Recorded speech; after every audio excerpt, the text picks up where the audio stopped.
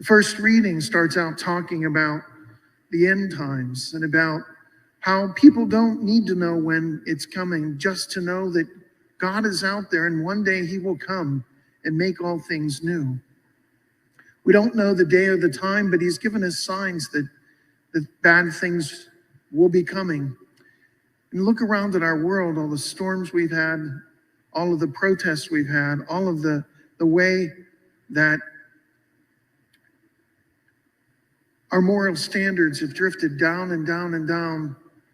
It's so important that we recognize the times of the signs of the times, and continue to pray really hard, and not just to pray, but to live our faith.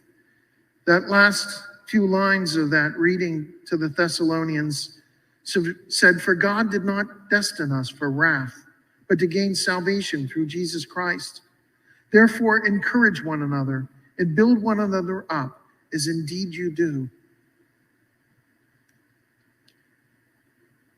We can encourage one another to do good things, or we can encourage one another to do bad things. Every day we have choices to make, some of them huge and some of them just little small things.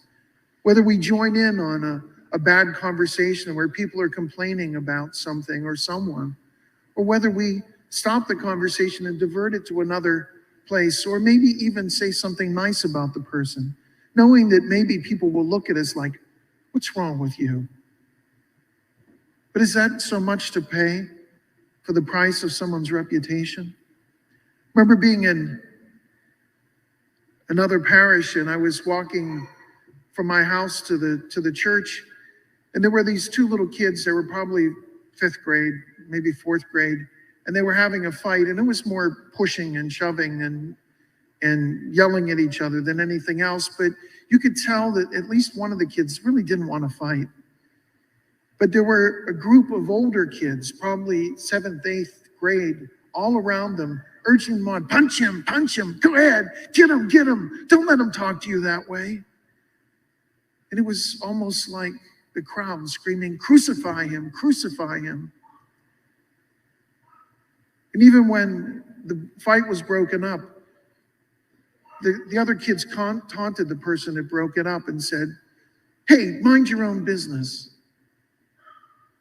Well, we are minding our own business when we're caring for one another.